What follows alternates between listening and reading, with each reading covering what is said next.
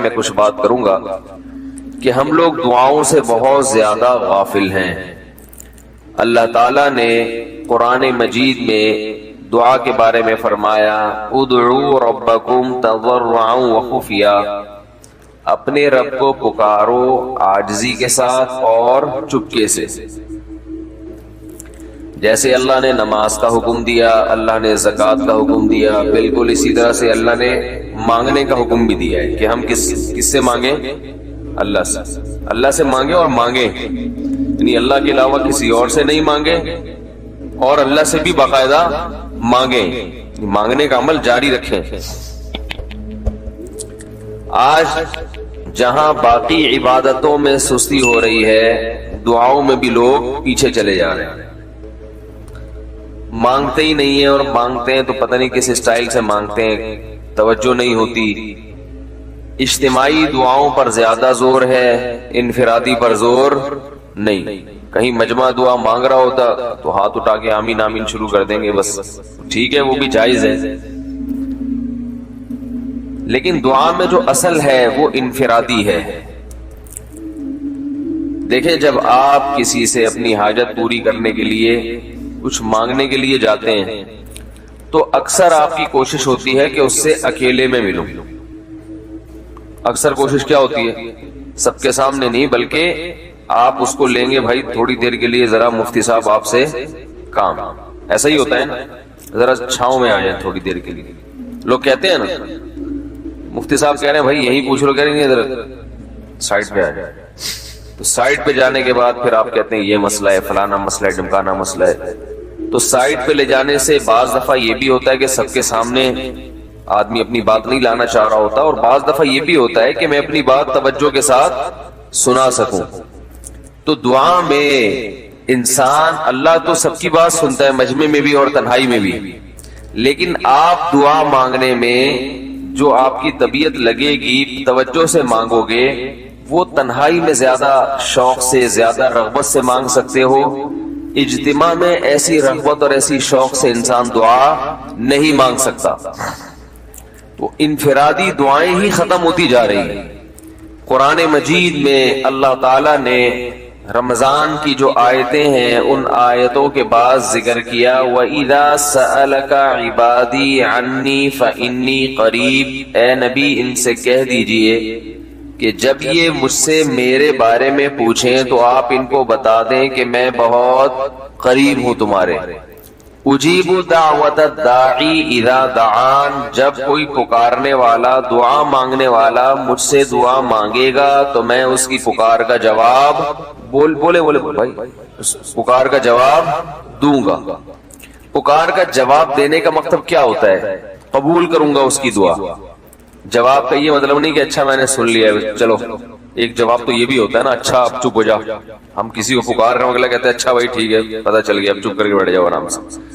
تو اللہ تعالیٰ جب جواب دیتے ہیں تو کیا مطلب ہوتا ہے کہ اللہ تعالیٰ وہ دعا قبول کر رہے ہیں.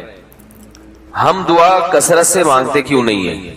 اس کی وجہ یہ ہے کہ ہمارے ذہن میں ایک چیز شیطان نے بٹھا دی ہے کہ مانگو تب بھی ویسے کے ویسے ہی ہیں، نہیں مانگو تب بھی ویسے کے ویسے. وہ فلاں آدمی تو نہیں مانگتا، وہ تو پھر بھی اس کی تنخواہ اچھی مل رہی ہے، اور میں تو کئی سالوں سے دعائیں مانگ رہا ہوں، اے اللہ میری تنخواہ ڈبل نہیں کر سکتا تو کم از کم 50% ہی بڑھا دے. تو میں تو وہیں کا وہیں ہوں، میری تنخواہ میں تو کوئی اضافہ ہو نہیں رہا. تو ہم تو دیکھتے ہیں کہ ادھر دعا مانگو کچھ بھی نہیں ہو، سوائے ثواب کے کچھ بھی نہیں ملتا. یہ وہ چیز ہے جو انسان کو دعاؤں سے روکتی ہے. حالانکہ ہم پیغمبروں کی زندگی دیکھتے ہیں تو بات بات پر دعائیں مانگتے تھے، بہت کثرت سے، بہت زیادہ. نوح علیہ السلام، اچھا اللہ نے ان کی دعاؤں کو قرآن میں ذکر بھی کیا ہے. مناجات مقبولہ ایک دعاؤں کی کتاب ہے. حضرت مولانا اشرف علی تھانوی رحمہ اللہ تعالی نے قرآن اور حدیث کی دعاؤں کو ایک چھوٹی سی کتاب میں جمع کر کے ایک ہفتے پہ ڈیوائیڈ کر دیا اس کو کہ آپ روزانہ ان میں سے ایک حصہ پڑھیں گے تو پورا ہفتے میں وہ تقریباً تمام دعائیں کور ہو جائیں گی جو قرآن و سنت میں بیان کی گئی ہیں. وہ کتاب ضرور خریدیں، رکھیں اپنے پاس، مناجات مقبولہ کے نام سے. تو ہم دعا کیوں نہیں مانگتے؟ مسئلہ ہمارے ساتھ یہ ہے کہ ہم کہتے ہیں کہ جو مانگتا ہے وہ بھی وہیں کا وہیں، اور جو نہیں مانگتا ہے وہ بھی کوئی سرخاب کے پر تو لگ نہیں جاتے کوئی مانگ رہا ہو تو۔ یہ وہ مسئلہ ہے جس کی وجہ سے لوگ دعائیں مانگنے میں بخل سے کام لیتے ہیں، جبکہ پیغمبر کثرت سے دعائیں مانگا کرتے تھے، بہت زیادہ۔ جو پچھلی آسمانی کتابیں ہیں ان میں لکھا ہوا ہے کہ یعقوب علیہ الصلوۃ والسلام اتنی کثرت سے دعائیں مانگا کرتے تھے کہ سجدے میں جا کے کہ ان کے یہ جو گھٹنے ہیں اور سر میں سخت نشان بن چکے تھے، وہ جگہ زمین پہ لگ لگ کے سخت ہو جاتی ہے، تو اتنی کثرت سے دعائیں، اتنی کثرت سے دعائیں۔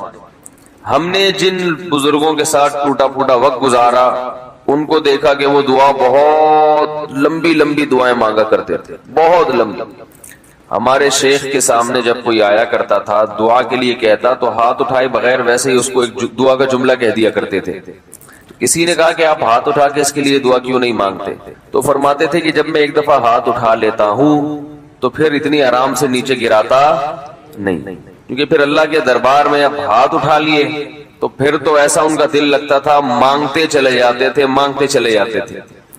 تو بات یہ ہے کہ جب یہ یقین پیدا ہو جائے کہ جس خالق نے ہمیں پیدا کیا ہے اور جس نے ہمیں مانگنے کا حکم دیا ہے اس کے سامنے جب ہاتھ اٹھا کے گڑ گڑائیں گے تو وہ تھوڑا نہیں دیتے، وہ دعا لازمی قبول کرے گا، اور وہ لازمی ہماری مانگی ہوئی چیزیں ہمیں عطا کرے گا۔ یہ جذبہ اور یہ نیت جب انسان میں پیدا ہو جائے تو پھر اس کا دعاؤں میں دل لگتا ہے۔ کیسے نہیں لگے گا؟ آپ سوچیں کہ آپ کو کوئی بتا دے کہ یہ جو سیٹھ صاحب ہیں بہت بڑے، آپ جا کے ان سے مانگو، یہ ٹائم نکال کے بیٹھے ہوئے ہیں، جتنا مانگو گے جو مانگو گے یہ دیں گے، تو اب آپ بتاؤ، آپ یہ کہو گے کہ میرے پاس مانگنے کا ٹائم نہیں ہے؟ ایسے موقع پہ آپ یہ کہو گے؟ آپ جائیں گے اور بسم اللہ کر کے شروع ہو جائیں گے۔ آپ بولیں گے سر یہ مجھے 10 فائلیں چاہیے بحریہ ٹاؤن کی، آپ سوچو گے 10 نہیں ملی تو 9 تو مل جائیں گے۔ سر مجھے یہ بھی چاہیے، مجھے یہ بھی چاہیے، مجھے یہ بھی چاہیے، اور آپ کو یقین ہو کہ یہ دے رہے، تو آپ کبھی بھی کنجوسی سے کام نہیں لو۔ پھر آپ یہ نہیں کرو گے کہ آپ مانگتے ہوئے جو ہے نا اس سے آپ جب مانگ رہے ہو تو آپ کی کبھی ادھر دیکھ رہے ہو، کبھی ادھر دیکھ رہے ہو، کبھی ناک میں انگلی گھما رہے ہو، کبھی سر میں کھجا رہے ہو۔ کوئی آ کے اس دوران آپ کو چھیڑے گا تو آپ کہو گے یہاں سے دفع ہو جاؤ، میں کام کر رہا ہوں۔ ایک بندہ سخاوت جوش میں آیا ہوا ہے ابھی اور فائلیں بحریہ ٹاؤن کی فری میں بانٹ رہا ہے، اس نے کہا بھائی جتنی مانگو گے دے دوں گا اور جو مانگو گے دے دوں گا، تو ابھی تو میرے پاس ٹائم کم ہے، مقابلہ بہت سخت ہے۔ اور پھر اس میں آپ کو الفاظ بھی خود آپ ہیں، آپ جیسا سیٹ تو کوئی ہے ہی نہیں، اور ہر مشکل میں آپ نے میری مدد کی ہے۔ جو الفاظ بھی اس کی سخاوت کو ابھارنے والے ہوں گے وہ تمام آپ اس موقع پر اس کے اوپر انڈیل دو گے، پورا دیگچا بھر کے اس کے اوپر ڈال دو گے آپ۔ تو اللہ سے جب مانگتا ہے انسان اور اس کو یقین ہو کہ اللہ میری دعا کو پورا کرے گا، تو اس یقین کے ساتھ جب دعا مانگی جاتی ہے تو اس کا اسٹائل کچھ اور ہوتا ہے، اور ایک فارمیلٹی پوری کرنے کے لیے دعا جب مانگی جاتی ہے جیسے کہ ہمارے ہاں ہو رہا ہے تو اس کا اسٹائل اور انداز کچھ اور ہوتا ہے۔ ہمارے ہاں دعا پڑھی جاتی ہے، مانگی نہیں جاتی۔ ربنا آتنا فی الدنیا حسنۃ وفی الآخرۃ حسنۃ وقنا عذاب النار، آمین۔ اور کہ ربنا ظلمنا انفسنا وان لم تغفر لنا وترحمنا لنکونن من الخاسرین، آمین۔ یہ دعا مانگی جا رہی ہے یا پڑھی جا رہی ہے؟ یہ تو پڑھی جا رہی ہے، اور آمین بھی پڑھا جا رہا ہے اس پہ۔ تو اللہ نے ہمیں یہ نہیں کہا کہ اقرأوا الدعاء عند ربکم، اپنے رب کے سامنے دعائیں پڑھا کرو۔ اللہ نے کہا ادعو، مانگو، پکارو، مانگو اس سے۔ بھیکاری جیسے بھیک مانگتا ہے نا،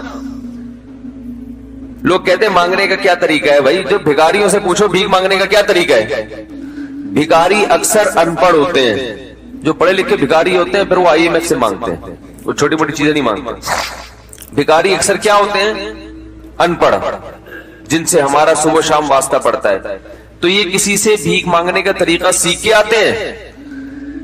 بولو نا بھائی، کسی سے طریقہ سیکھ کے آتے ہیں کہ یار وہ ذرا فلاں بندے سے چندہ مانگنا ذرا طریقہ بتانا. اگر کوئی بتائے گا بھی تو وہ کہے گا تو اپنے پاس رکھ, مجھے پتا ہے مجھے جیب اپنی کیسے بھرنی ہے. اس موقع پہ جو اس کی حالت دیکھ کے نا وہ اپنا منہ بھی ٹیڑھا ویڑا کرے گا, کپڑے بھی پھٹے پرانے, اور بہت گھمائے گا بات کو, ایسے منہ بنائے گا جیسے دنیا میں اس سے زیادہ غریب اور محتاج کوئی ہے ہی نہیں.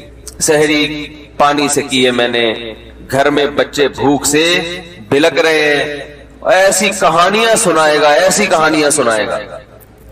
تو یہی حال انسان کا ہے جب اسے پتا ہو کہ میرا رب جو مانگوں گا وہ دے گا مجھے, تو پھر اس کے بھیک مانگنے کا انداز اور جو دعا مانگنے کا اسٹائل ہے وہ خود بخود فطرت اسے سکھا دیتی ہے. خود بخود اس کے اندر الفاظ آنا شروع ہو جاتے ہیں کہ ایسے مانگنا چاہیے. لیکن پرابلم یہ ہے, مسئلہ یہ ہے کہ دل میں یہ بات بیٹھ چکی ہے کہ قبول نہیں ہو رہی.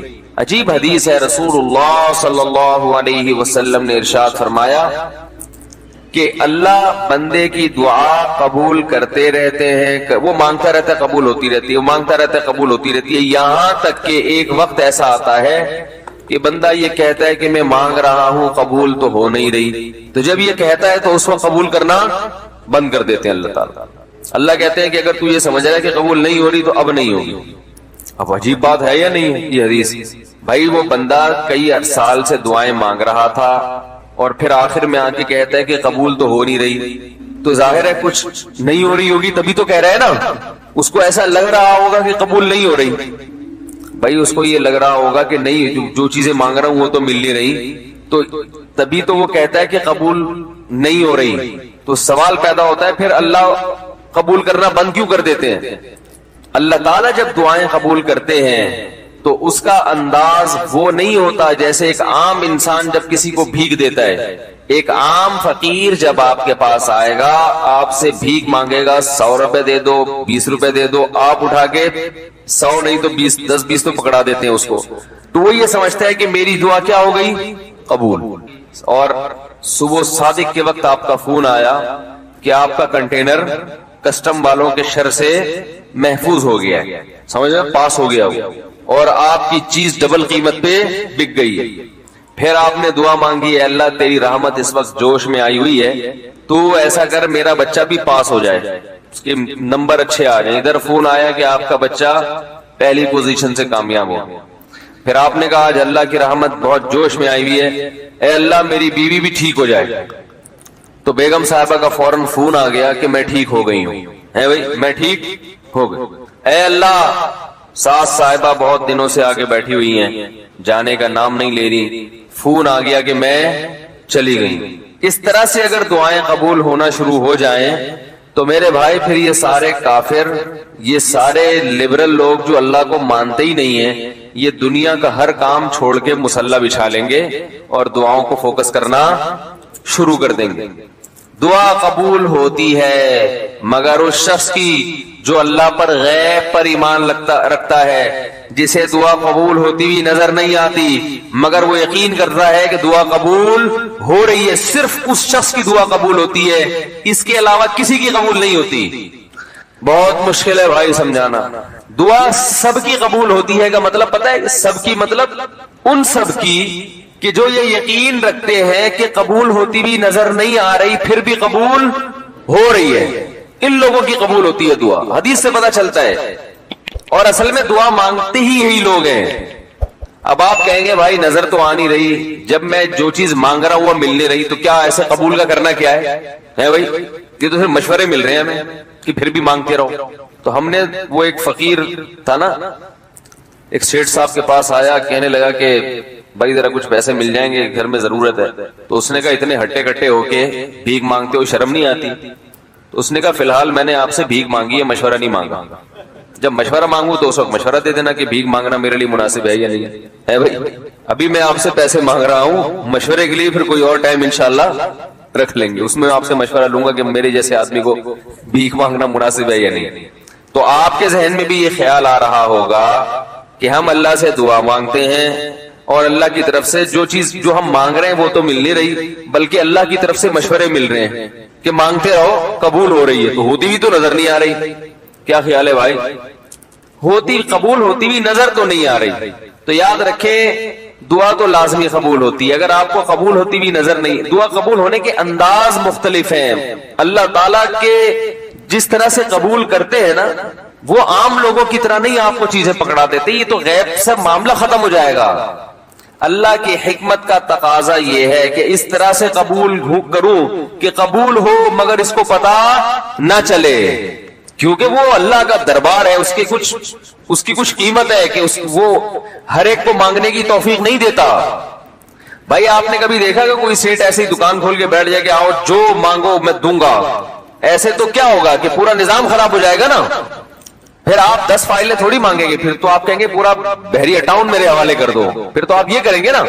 یہ تو میں نے ایک مثال دی تھی. عملاً ایسا نہیں ہوتا. عملاً وہی آ کے بیٹھے گا اور وہی آپ کو پیشکش کرے گا کہ اس کے کچھ اصول اور ضابطے ہوں گے، ان قواعد پہ آپ پورے اترتے ہوگے تو آپ کو وہ گھسنے دے گا.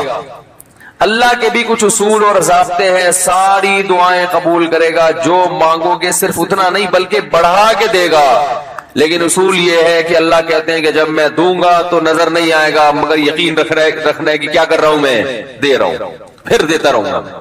پھر بات وہیں آگے کھڑی ہو جاتی ہے کہ ایسے دینے کا کیا فائدہ کہ سمجھ میں ہماری سمجھ میں نہیں آ رہا کہ پتہ نہیں کیسے دے رہا ہے اللہ تعالیٰ. تو یاد رکھیں اللہ تعالیٰ کے دینے کا انداز تھوڑا مختلف ہے. وہ کیا ہے؟ بعض مرتبہ جو چیز مانگ رہے ہوتے ہیں اللہ وہی چیز آپ کو دے دیتا ہے. اور ایسا بھی ہوتا ہے تو آپ پڑھ رہے ہوتے وہ مانگ رہے نہیں ہوتے. تو اللہ نے تو دعائیں قبول کرنے کا کہا ہے، دعائیں پڑھنے پر کہا ہو، وعدہ کیا ہو، ایسا ہمارے علم میں کوئی حدیث نہیں. دیکھیں یونس علیہ السلام جب مچھلی کے پیٹ میں تھے تو یونس علیہ السلام کو اپنی خطا کا احساس ہوا کہ میں اللہ کی پرمیشن کے بغیر اپنی قوم کو چھوڑ کے آ گیا ہوں. ان کو احساس ہو گیا، تبھی اللہ نے مجھے مچھلی کے پیٹ میں ڈال دیا ہے. تو اب آپ نے مچھلی کے پیٹ میں جا کے یہ دعا مانگی، لا الہ الا انت سبحانک انی کنت من الظالمین. اے اللہ تیرے سوا کوئی عبادت کے لائق نہیں ہے، سبحانک تو ہر عیب سے پاک ہے. تو نے جو مجھے مچھلی کے پیٹ میں ڈال دیا تو یہ تیری غلطی نہیں ہے، تو ہر عیب سے پاک ہے. انی کنت من الظالمین، میں ہوں ظلم کرنے والا اپنی جان پہ، مجھ سے غلطی ہوئی ہے. اللہ تعالیٰ کو آپ کا یہ مانگنا اتنا پسند آیا کہ مچھلی کو حکم دیا کہ ان کو ساحل پر اگل دو. اور نہ صرف یہ کہ مچھلی نے آپ کو ساحل پہ ڈالا، وَأَنبَتْنَا عَلَيْهِ شَجَرَةً مِّن يَقْطِينٍ، یقطین کوئی درخت تھا وہ بھی اللہ نے اگا دیا دھوپ سے بچانے کے لیے. لیکن جب مصیبتوں میں ہم یہ کلمہ پڑھتے ہیں لا الہ الا انت سبحانک انی کنت من الظالمین، تو ہم یوسف علیہ السلام والے جذبے سے یہ کلمے میں جو الفاظ ہیں وہ مانگتے نہیں ہیں بلکہ ہم یہ کلمہ پڑھتے ہیں. سمجھ رہے؟ پڑھنے کی بھی برکتیں ہوتی ہیں، میں اس کا منکر نہیں ہوں، لیکن ہمارے جو ورڈنگ ہوتی ہے نا وہ مانگنے کا اسٹائل نہیں ہوتا. ہم چھوٹے بچے تھے تو مسجد میں آیت کریمہ کا ورد ہوا کرتا تھا کہ بھائی حالات خراب ہیں آج کل، امام صاحب اسپیکر پہ اعلان کر کے بلاتے تھے آ جاؤ بھائی آیت کریمہ کا ورد ہوگا، لا الہ الا انت سبحانک انی کنت من الظالمین، 5 لاکھ دفعہ پڑھا جائے گا. تو ہم مسجد میں آتے، وہ مسجد میں دانے ہم تو آتے تھے، اس کے بعد جلیبیاں بھی ملتی تھی، بڑی گرم گرم ٹائٹ جلیبیاں ہوتی تھی. اب تک وہ مزہ نہیں آیا جلیبی میں. تو وہ جلیبیاں بھی ہوتی تھی، اوپر دانے رکھے ہوئے ہوتے تھے، وہ 5 لاکھ دانے ہوتے تھے، ختم کرنے ہوتے تھے. تو پھر ہم کیا کریں، لا الہ الا انت سبحانک انی کنت من الظالمین، لا الہ الا انت سبحانک. اس میں فراڈ نہیں کرتے تھے، پڑھتے پورا تھا الحمدللہ. بعض لوگ تو کیا کرتے تھے، ایک مٹھی لی لا الہ الا انت سبحانک انی کنت من الظالمین، پھونک مارا اور سائڈ پہ رکھ دیا. وہی ڈرامے بھی ہوتے تھے لیکن ہم پورا ہی پڑھتے تھے. لیکن اس میں مانگنے کا انداز تو نہیں ہوتا تھا لا الہ الا انت سبحانک انی. پھر اس میں بچے تھے، شرارت بھی شروع ہو جاتی تھی. پھر دیکھنے کوئی ادھر دیکھ رہا ہے تو ایک دانہ اٹھایا لا الہ الا انت سبحانک انی کنت من الظالمین، یوں کر کے اس کی ناک پہ مارا ہے. کوئی ادھر دیکھ رہا ہے تو اس کی جیب میں ڈال دیا. تو یہ دعا مانگی جا رہی ہے، یہ تو پڑھی جا رہی ہے، ایک فارمیلٹی ہے کہ 5 لاکھ پورے کرنے، اس کے بعد جلیبی کھانا ہے اور نکلنا ہے. تو آج بھی ایسا ہی ہو رہا ہے. امام صاحب دعا مانگتے ہیں، لوگ کہتے ہیں یار چلو جب نماز پڑھ لی، 4 رکعتیں پڑھ لی، سلام بھی پھیر لیا تو اس میں کیا جا رہا ہے، یہ بھی پورا ہی کر لو. ایسا ہی ہوتا ہے نا، یہ بھی پورا ہی کر لو، آمین آمین کہہ لیں گے. امام صاحب ڈرائیور ہیں, ہم پیچھے مقتدی ہیں, تو جہاں اتاریں گے وہیں اتریں گے ہم لوگ, پہلے تو نہیں اتر سکتے. تو یہ ایک لوگوں کے ذہن میں تصور ہے. نبی صلی اللہ علیہ وسلم نے فرمایا اللہ ظاہر قلب کے ساتھ دعا کی طرف توجہ نہیں دیتے. ظاہر قلب کا مطلب آپ کا دل حاضر نہیں ہو, کچھ اور سوچ رہے اور ادھر سے آپ نے ویسے ہی ایک فارمیلٹی پوری کرنے کے لیے. اللہ کہتے ہیں کہ جب تو مانگنے میں مخلص نہیں ہے تو میں تجھے کیوں دوں, تو مانگنے میں ہی مخلص نہیں ہے. تو بعض دفعہ بلکہ اکثر ایسا ہوتا ہے کہ ہماری رحمہ اللہ تعالیٰ نے ایک واقعہ بیان کیا, فرمایا کہ ایک شخص نے حرم میں, انہوں نے دیکھا یا کسی اور بزرگ نے دیکھا کہ حرم میں ایک شخص اللہ سے دعا مانگ رہا ہے گناہوں کی معافی کے لیے, اور اللہ سے کہہ رہا ہے کہ اے اللہ اگر تو میرے گناہ معاف کر دے گا تو بھی خوش ہوگا, اور تیرے حبیب محمد صلی اللہ علیہ وسلم بھی خوش ہوں گے کہ ایک آدمی کی بخشش ہو رہی ہے, اور تیرا یہ بندہ بھی خوش ہو جائے گا. اور اگر معاف نہیں کرے گا تو بھی خوش نہیں ہوگا, کیونکہ اللہ کو جہنم میں ڈال کے خوشی تو ہوتی نہیں ہے بندوں کو, اور تیرے حبیب محمد صلی اللہ علیہ وسلم کو پتا چلے گا وہ بھی خوش نہیں ہوں گے, اور میں بھی خوش نہیں ہوں گا. شیطان خوش ہوگا جو تیرا دشمن ہے. اب خود سوچ لے تو اپنے دشمنوں کو خوش کرنا چاہتا ہے, یہ اتنے سارے ہیں, وہی اتنے سارے دوست ہیں تیرے, ان کو ناراض کر کے تو خوش کس کو کر رہا ہے؟ اپنے. تو جو تیرا بھی دشمن ہے, میرا بھی دشمن, اور تیرے حبیب محمد صلی اللہ علیہ وسلم کا بھی دشمن ہے. تو دیکھو کیسے الفاظ ہیں اس کے. تو ایسا کہ بظاہر بخشش کے علاوہ کا آپشن چھوڑا ہی نہیں. کیا کیا خیال ہے؟ حجاج ابن یوسف بڑا ظالم تھا, بڑا ظالم.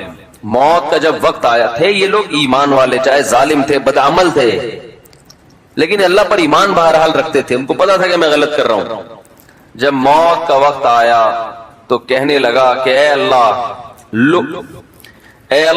لوگ کہتے ہیں کہ تو مجھے نہیں بخشے گا, لوگ کہتے ہیں کہ میرے جیسے گناہگار کو تو نہیں بخش سکتا. بڑے عجیب الفاظ ہیں, اللہ کی رحمت کو جوش دلا رہے کہ تو ایسا کر کے دکھا دے, یعنی کچھ ایسا کر کے دکھا دے کہ جو تیرے بارے میں لوگ گمان کر رہے ہیں وہ گمان کیا ہو جائے. یہ بالکل ایسے ہے جیسے کوئی بہت بڑا سیٹ ہو, آپ اس سے بہت زیادہ بڑا قرضہ مانگنے کے لیے جائیں جو کہ عام طور پر نہیں ملتا, لیکن آپ اس کو جوش دلا رہے ہو کہ لوگ کہتے ہیں کہ تو اتنا بڑا قرضہ نہیں دے سکتا, تو آج تو اپنی سخاوت دکھا دے کہ میں اتنا بڑا قرضہ بھی دے سکتا ہوں. تو مرتے ہوئے کیا کہنے لگا کہ اللہ یہ پبلک کہہ رہی ہے کہ تو مجھے نہیں بخش سکتا, یعنی یہ تیری رحمت کو چیلنج کر رہی ہے کہ اتنے بڑے گناہگار کو نہیں بخشے گا اللہ. تو آج کیا کر لے, تو یہ دکھا دے اپنی رحمت سے کہ میں اتنے بڑے گناہگار کو بھی معاف کر سکتا ہوں. اب پتہ نہیں اللہ نے معاف کیا نہیں کیا, وہ تو اللہ کا معاملہ اور حجاج بن یوسف کا معاملہ, لیکن علماء کہتے ہیں یہ اس نے الفاظ بڑے ڈینجرس کہے ہیں مرتے وقت. ڈینجرس کا مطلب یعنی دوسرے معنی میں ایسے ہے کہ اس نے اللہ کی عرش کو ہلا دیا ہوگا. اللہ کو مانگنا اتنا پسند ہے. پہلی بات تو یہ ذہن میں رکھیں کہ اس سے بڑی کوئی عبادت نہیں ہے دعا سے, اور دعا سے مشکل کوئی عبادت نہیں ہے. نماز پڑھنا آسان ہے, زکات دینا آسان ہے, روزہ رکھنا بھی آسان. سب سے مشکل کام کیا ہے؟ دعا مانگنا. اسی وجہ سے ہم نے جن لوگوں کو دیکھا کہ وہ واقعی دیندار ہیں, اللہ والے ہیں, ہم نے صرف انہی کو دعائیں مانگتے ہوئے دیکھا ہے. عام لوگوں کو ہم نے دعاؤں کو اتنا فوکس کرتے ہوئے نہیں دیکھا. وہ دوسری چیزوں کو زیادہ فوکس کرتے ہیں, دعاؤں پہ زیادہ زور نہیں ہوتا ان کا. وظیفوں پہ تو ہوگا صبح شام, یہ والا اتنی دفعہ, وہ والا اتنی دفعہ, وہ بھاگ گئی واپس آ جائے اس کے لیے اتنی دفعہ, وہ جا نہیں رہی اس کے لیے اتنی دفعہ. یہ وظیفوں پہ تو ہوگا زور. ایسے ہوتا نا ہاتھ اٹھا کے اللہ سے گڑگڑا کے مانگا جائے, یہ چیزیں کم. میں جب حج پہ گیا تو اپنے شیخ مرشد کے ساتھ تھا. پہلے ہی ہم نے ان کو دیکھا تھا بہت زیادہ دعائیں مانگتے ہیں, وہ بہت زیادہ ان کو دعاؤں میں دل لگتا ہے, بہت دعائیں مانگتے ہیں. تو مجھے کسی نے بتایا کہ یہ جب بیت اللہ کو دیکھتے ہیں تو اتنی لمبی دعا مانگتے ہیں کھڑے کھڑے کہ تم ان کے ساتھ ٹھہر نہیں سکتے. میں نے کہا کیوں نہیں ٹھہر سکتے, ہم جوان ہیں, ان کی عمر زیادہ ہو گئی اور ان کو کچھ بیماریاں بھی ہیں. تو میں نے کہا ہو جائے مقابلہ, ٹھیک ہے, دیکھتے ہیں کون زیادہ لمبا ٹھہر لیتا ہے. تو جب بیت اللہ پہنچے, ان کی نظر بیت اللہ پہ پڑی, ذرا قریب گئے. یہ جو کہتے ہیں نا بیت اللہ پہ نظر پڑتے ہی وہیں ٹھہر جاؤ, شروع ہو جاؤ, ایسا نہیں ہے. بیت اللہ پہ اگر نظر پڑی ہے آپ کی تو کوئی بات نہیں, اور قریب چلے جائیں. کوئی دوسرا عمل کرنے سے پہلے دعا مانگیں. پہلی نظر کا مطلب یہ ہوتا ہے کہ جب نظر پڑی ہے تو اب طواف شروع کرنے سے پہلے یا کوئی دوسرا عمل کرنے سے پہلے آپ جا کے دعا مانگیں. تو وہ دور سے نہیں بلکہ جتنا قریب جا کے مانگیں اتنا زیادہ اچھا. لوگ کیا کرتے ہیں, یوں منہ نیچے کر کے جا رہے ہوتے ہیں کہ پہلی نظر پڑ گئی تو پھر دعا کا موقع نکل جائے گا, تو یوں وہ جو ٹکرا بھی جاتے ہیں. کچھ نہیں ہوتا, نظر پڑ جائے تو اور تھوڑا قریب جا کے دعا مانگ. تو ان کو ہم نے دیکھا کہ انہوں نے دعا مانگنا شروع کی, میں بھی کھڑا ہو گیا ساتھ میں, ہم نے کہا چلو ہم بھی مانگتے ہیں. تو وہ اتنی دیر تک حالانکہ کمر میں بھی تکلیف, بیماریاں بھی ہیں, شوگر بھی ہے, تو بالآخر میں نے ہتھیار ڈال دیا. میں نے کہا میں اتنی دیر کھڑا نہیں ہو سکتا. اور میں پھر اب بیٹھتے ہوئے شرم بھی آ رہی تھی کہ وہ بولیں کہ میری عمر زیادہ ہے اور یہ دیکھو ابھی جوان, شادیاں تو کرتا رہتا ہے, تو یہ کیا شادیاں کرے گا جو اب کھڑا نہیں ہو سکتا اتنی دیر. تو وہ اتنی دیر ہو گئی تو میں بیٹھ گیا واقعی. تو کئی ایسے ہمارے اکابر گزرے ہیں, بزرگ گزرے ہیں, 1 گھنٹہ 2 گھنٹہ 3 گھنٹہ. مرکز میں, تبلیغی مرکز میں کسی نے بتایا کہ ایک بزرگ کو میں نے دیکھا صبح اشراق کے وقت دعا مانگنا شروع کی ہے اور ظہر کی نماز میں اٹھے. اشراق کے وقت دعا مانگنا شروع کی اور کب اٹھے؟ یہ وہ لوگ تھے جن کا دعاؤں میں دل لگتا تھا. اب بتائیں دعا مشکل عبادت ہے یا نہیں؟ حضرت عمر رضی اللہ تعالی عنہ کا قول ہے, فرماتے ہیں کہ مجھے اس بات کی پرواہ نہیں ہوتی کہ میری دعا قبول ہو رہی ہے کہ نہیں ہو رہی, مجھے اس کی فکر رہتی ہے کہ دعا مانگنے کی توفیق مل رہی ہے کہ نہیں مل رہی. کیونکہ اللہ جب ناراض ہوتا ہے نا کسی سے, مانگنے کی توفیق چھین لیتا ہے اللہ تعالیٰ. اور مانگنے کی توفیق دی ہوئی, اس کا مطلب اگر ناراض ہے بھی تو اتنا زیادہ نہیں ہے, تھوڑا بہت ہے, وہ تلافی چاہتا ہے کہ آپ کر لو. مانگنے کی توفیق ملنا اس کی علامت ہے کہ اللہ اگر ناراض بھی ہے تو بہت زیادہ نہیں روٹھا ہوا, بلکہ اس نے سوری کا آپشن دیا ہوا ہے کہ چلو مانگ کے اپنا منا لو, مجھے کسی بھی طریقے سے راضی کر لو. دعا کا اس قدر فائدہ ہوتا ہے انسان کو, اس قدر فائدہ ہوتا ہے. آپ مانگنا شروع کریں, زندگی چینج ہونا شروع ہو جائے گی, آپ کی زندگی میں تبدیلی آنا شروع ہو جائے گی. جتنا تعلق اللہ کے ساتھ دعا کے ذریعے بنتا ہے, اتنا تعلق کسی اور چیز سے نہیں بنتا. 2 سجدوں کے درمیان کون سی دعا ہے؟ ساجد صاحب انڈیا سے پوچھتے ہیں 2 سجدوں کے درمیان جلسے میں کون سی دعا پڑھنی چاہیے؟ نیز جو مشہور دعا ہے اللہم اغفر لی ورحمنی وجبرنی ورزقنی, کیا اسی ترتیب سے آگے پیچھے پڑھ سکتے ہیں؟ اس میں کوئی گناہ تو نہیں ہے؟ جناب ساجد صاحب, میری معلومات کے مطابق جو حدیث میں دعا ثابت ہے اللہم اغفر لی ورحمنی وعافنی وہدنی ورزقنی وجبرنی ورفعنی, تو یہ الفاظ ہیں. تو بہتر یہ کہ جو ترتیب حدیث میں وارد ہوئی ہے اسی ترتیب سے پڑھیں.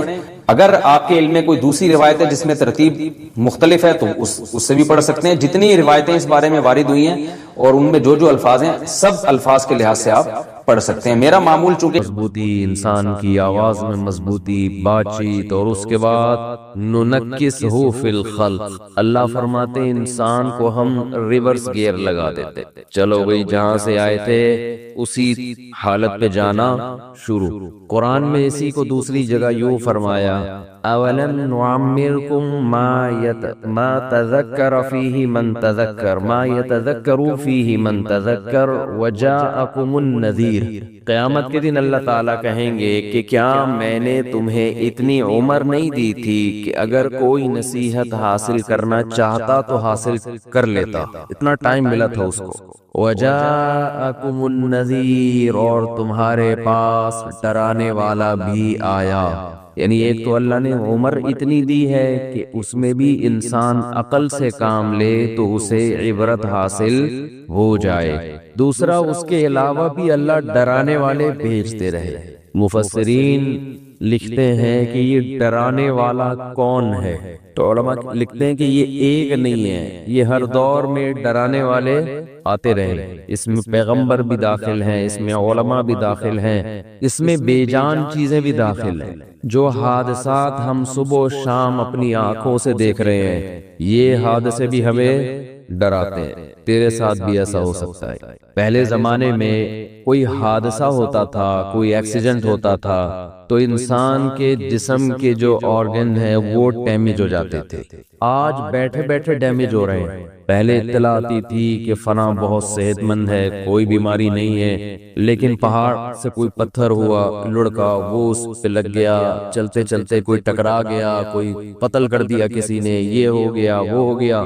لیکن جیسے جیسے دنیا ترقی کر رہی ہے، دنیا کی بے ثباتی میں، دنیا کی غیر یقینی ہونے کی کیفیت میں کمی کے بجائے اضافہ ہو رہا ہے۔ ترقی کا تقاضا یہ تھا کہ موت کا امکان بڑھنے کے بجائے کم ہو جاتا، لیکن جتنی ترقی ہو رہی ہے، چند بیماریاں تو ختم ہو گئیں، لیکن اس کی جگہ دوسری ایسی بیماریوں نے جنم لیا کہ وہ موت کا امکان کم ہونے کے بجائے بڑھ گیا ہے۔ اب ایکسیڈنٹ ہونے کے لیے گاڑی کا ٹکر مارنا ضروری؟ بولے بھائی نہیں، بیٹھے بیٹھے بندے کے گردے فیل، اطلاع آتی ہوئی ٹھیک ٹھاک بندہ ہے جی، گردے جواب دے گئے۔ بیٹھے بیٹھے اطلاع آتی ہے جی ہارٹ نے کام کرنا چھوڑ دیا۔ کیوں چھوڑ دیا بھائی؟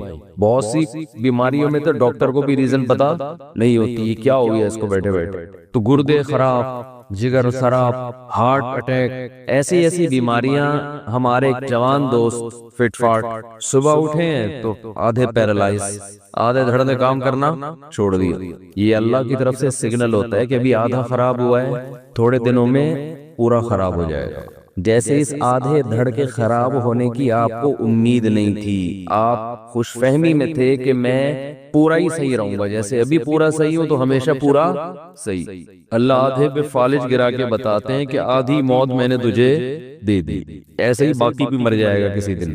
لیکن جس کی پوری باڈی ٹھیک ہے وہ بھی موت کے لیے تیار نہیں، جس کی آدھی خراب ہو گئی آدھی ٹھیک ہے وہ بھی کھوپڑی میں موت کا تصور بٹھانے کے لیے تیار نہیں۔ ہر کام کے لیے ایگری ہے، معذرت کے ساتھ کمبخت مرنے کے لیے تیار نہیں ہے۔ کمبخت کا لفظ تو ہلکی گالی ہے، کھوپڑی میں یہ بٹھانے کے لیے تیار ہی نہیں ہے کہ میں مر بھی سکتا ہوں۔ بڑھاپا ہے آگے، رسول اللہ صلی اللہ علیہ وسلم نے فرمایا جوانی کو غنیمت سمجھو، کس سے پہلے؟ بڑھاپے۔ یہ میں حدیث کا پہلے ترجمہ کر دیتا ہوں تاکہ پوری حدیث ایک دفعہ سامنے آ جائے۔ صحتک قبل سقمک، بیماری سے پہلے غنیمت سمجھو صحت کو۔ آپ آج صحت مند ہیں، کل صحت مند بولیں نہیں ہوں گے۔ یہ جو فٹ فاٹ گھوم رہے ہیں ہمیشہ تھوڑی فٹ فاٹ رہ گئے، آپ کس خوش فہمی میں مبتلا ہو گئے بھائی؟ تو ڈاکٹر لوگوں کو صحت دیتا ہے، وہ خود کل بیمار پڑا ہوگا بستر پہ۔ صحتک قبل سقمک، فراغک قبل شغلک، فرمایا آج کی فراغت کو مشغولیت سے پہلے غنیمت سمجھو۔ آج آپ کے لیے عبادت کا ٹائم ہے، آج آپ کے پاس اللہ کے بارے میں سوچنے کا ٹائم ہے، آج آپ کے پاس خیر کے کاموں کا ٹائم ہے۔ کل ایسی مصروفیت آ سکتی ہے، کیا ہو سکتا ہے سر کھجانے کی فرصت آپ کے پاس نہ ہو، کوئی ایسی ٹینشن آ سکتی ہے کہ اسی میں مشغول ہو جاؤ۔ ابھی تو پب جی کھیلتے رہو بیٹھ کے، فارغ ہو، کوئی بیماری مسلط ہو سکتی ہے۔ مشغولیت کا مطلب یہ نہیں کوئی ایسی جاب لگ جائے جس میں آپ 24 گھنٹے مشغول ہو، یہ بھی ممکن ہے۔ مشغولیت کا مطلب کوئی ایسی فکر، کوئی ایسی ٹینشن جو آپ کو تمام چیزوں سے غافل کر دے اور ایک ہی چیز کے پیچھے آپ لگے رہو، اس میں آپ کو کسی دوسری چیز کے بارے میں سوچنے کا موقع نہ ملے۔ جیسے کوئی بھوکے سے پوچھے کہ 2 اور 2 کتنے، تو وہ جواب میں کہتا ہے 4 روٹیاں۔ بھوک ایسی ٹینشن ہے کہ آدمی کو ہر چیز سے غافل، صرف وہ روٹی کے بارے میں سوچے گا۔ تبھی میں رمضان میں عصر کے بعد بیان بولو نہیں کرتا، مجھے پتا ہے اس وقت ان کا دماغ خالی نہیں ہے، ان کے دماغ میں پکوڑے اور سموسے گھسے ہوئے، ان کو سمجھائیں گے سمجھ میں نہیں آئے گا۔ نبی صلی اللہ علیہ وسلم نے فرمایا پچھلی امتوں میں ایک پیغمبر نے جہاد کا حکم دیا اپنے ماتحت لوگوں کو۔ لڑائی اتنی سخت تھی، اتنی سخت، مسلمان کمزور تھے، دشمن بہت طاقتور، تو ان پیغمبر نے حکم دیا کہ جس شخص کی نئی شادی ہوئی ہے اس کو ہمارے ساتھ جانے کی اجازت نہیں ہے۔ کیوں؟ وہ میدان میں بہادری سے لڑے گا نہیں، اس کا دل اٹکا رہے گا۔ یہ مثال ہے کہ انسان کے سامنے کوئی بھی آپ نے اس کو ویژن دینا ہے، کوئی بھی بات اس کے دماغ میں اتارنی ہے تو خالی ذہن ہونا ضروری ہے۔ کھوپڑی میں کچھ بھی اگر اس کے گھسا ہوا ہوگا تو وہ آپ کی بات غور سے بولو بھائی نہیں سنے گا۔ یہ کھوپڑی جو ہے نا، یہ ایک ہی ٹائم پہ دو جگہ مشغول نہیں ہوتی۔ بھوک لگ رہی ہے اور آپ اس کو کچھ بٹھا کے سمجھا رہے ہیں، سمجھ میں نہیں آئے گا۔ لوگ مجھے کہتے ہیں رمضان میں، ابھی تو گزر گیا رمضان میں جا کے آپ بیان کریں۔ میں کہتا ہوں بھائی رات کو بیان کروں گا، دن میں بیان نہیں کروں گا۔ لوگوں کی حالت دیکھی نہیں جا رہی ہوتی، دن کے اندر عجیب اسٹائل میں بیٹھے ہوئے ہوتے ہیں، منہ سے نہیں بول رہے ہوتے، بزبان حال کہہ رہے ہوتے ہیں پکوڑے لے کر آئے ہو جیب میں کہ نہیں لے کر آئے ہو، بس۔ اور میں کہتا ہوں نا، جو افطاری کے ٹائم پہ آپ کسی کے آگے سے ایک سموسہ ہٹا کے دکھائیں، آپ دیکھیں اس کی کیفیت کیا ہوتی ہے۔ یہ انسانی فطرت ہے۔ تو آپ صلی اللہ علیہ وسلم نے فرمایا فراغک قبل شغلک، ابھی اللہ نے فراغت دی ہے، دماغ آپ کا بہت ساری چیزیں سیکھ سکتا ہے، بہت سارے کام مثبت کر سکتا ہے۔ اس خوش فہمی میں مت رہنا کہ دماغ ہمیشہ ایسا ہی فارغ رہے گا۔ آپ نے اس فراغت کو پب جی میں لگا دیا، آپ نے اس فراغت کو فضول محفلوں میں ضائع کر دیا، تاش کھیلنے میں، سنوکر میں ضائع کر دیا، تو ایک ٹائم آنے والا ہے آپ ٹائم کو ترسو گے، کاش میرے پاس ٹائم ہو اور میں یہ کر لوں، میں یہ کر لوں اور میں یہ کر لیتا۔ اکثر میں نے وہ لوگ جنہوں نے سچی توبہ کی ہے گناہوں سے، یا وہ غیر مسلم جنہوں نے اسلام قبول کیا ہے، اکثر ان کو میں نے جتنا اس بات پہ تڑپتا دیکھا ہے کہ کاش جو وقت گزر گیا وہ واپس آ جائے، اتنا کسی اور بات پہ ان کو میں نے تڑپتا ہوا نہیں دیکھا کہ ہم دیر سے آ رہے ہیں دین کی طرف۔ یہ جو ہمارا نقصان ہو گیا، اس میں ہم بہت کچھ کر سکتے تھے، کاش یہ عقل ہمیں کچھ دن پہلے آ جاتی، کاش یہ عقل ہمیں کچھ دن پہلے آ جاتی، بہت کچھ کر لیتے۔ ایک غیر مسلم 40 سال میں اسلام قبول کرتا ہے، اس کے دل میں ہوگا نا میں 20 سال میں کر لیتا تو میں دین کے علم میں عبور حاصل کر لیتا۔ میں نے ایسے لوگ بھی سنے دیکھے کہ اسلام